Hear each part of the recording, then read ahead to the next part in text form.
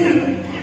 దవాఖానలు ఖరాబ్ అయినాయి, ఎంత మూలుగుతుంది అక్కడ, దాన్ని పరిశీలి చేసుకోలేరు. ప్రతి డిపార్ట్మెంట్ కుప్పకూలింది, పట్టించుకోలేరు. కరెంట్ ఖతమైంది, చూసుకోలేరు. సంపాదన అయిపోయింది, ఎవరు పట్టించుకోలేరు. శక్తి ముందే లేకపోలేదు. ఇది పరిపాలన. పంట రమిస్తే కలిసిన ధాన్యాన్ని కొంటామని హామీ ఇచ్చుకోలేదు. కేసీఆర్ ప్రభుత్వం చివరి గింజ వరకు తడిసినా, ఎండినా, నానినా, మొలకెత్తినా కొండని కేసీఆర్ ప్రభుత్వం. మీ దగ్గర హామీ ఇచ్చుకోలేదు, కొంటామని భరోసా ఇచ్చలేదు. రైతుకు భరోసా దొరకలేదు. రైతు పరిశ్రమ ఉన్న రైతు ఓవైపు అకాల